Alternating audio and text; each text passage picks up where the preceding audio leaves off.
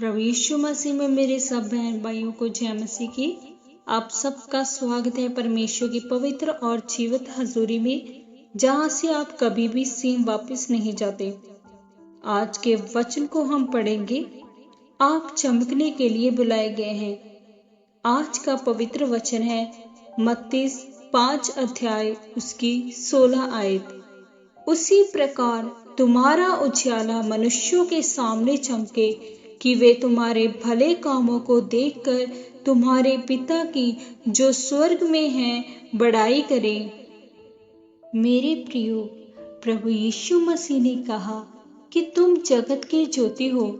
तुम्हारा उजियाला मनुष्यों के सामने चमके कि वे तुम्हारे भले कामों को देखकर तुम्हारे पिता की जो स्वर्ग में है बड़ाई करें। परमेश्वर ने आपको संसार में चमकने के लिए चुना है। अगर रात को आपके घर का बल्ब बंद कर दे तो आपके घर में अंधेरा हो जाएगा। फिर आपको मालूम नहीं होगा कि रास्ता कहाँ है। उसी तरह से आप भी इस जगत की ज्योति हो। आपके द्वारा ही लोग परमेश्वर की ज्योति को देखेंगे। आपके द्वारा ही लोग परमेश्वर के रास्ते पर चल पाएंगे। इसीलिए आपको पहले ये समझना है कि मैं जगत की ज्योति हूँ। मेरा काम रोशनी देना है। अगर मैं अपने मोहल्ले में अकेला मसीह हूँ तो मैं इस मोहल्ले की ज्योति हूँ। मेरे द्वारा लोग अगुवाई पाएंगे। मेरे द्वारा लोग परमेश्वर में आएंगे। मेरे द्वारा लोग इस जगत की, बाइबल की और परमेश्वर की सच्चाई को जान पाएंगे। ये आपकी बुलाहट है। आप जगत की ज्योति हो। इसीलिए आपने जन्म लिया है।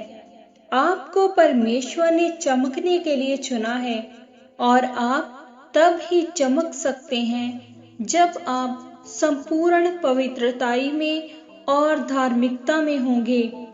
अगर आप पवित्रताई वाले जीवन को बनाकर नहीं रखेंगे तो आप श्रापों के नीचे रहेंगे। आपका परिवार भी श्रापों के नीचे रहेगा। फिर आप परमेश्वर को दोष नहीं दे सकते, क्योंकि शैतान को गले लगाकर आप शैतान को डांट नहीं सकते।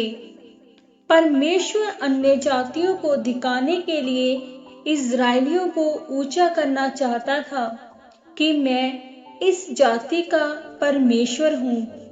लेकिन जब हम गिनती उसका 25वां अध्याय 1 से लेकर 9 आयत तक पढ़ते हैं तो उसमें लिखा है कि इज़राइलियों ने व्यभिचार किया और 24,000 इज़राइली मर गए।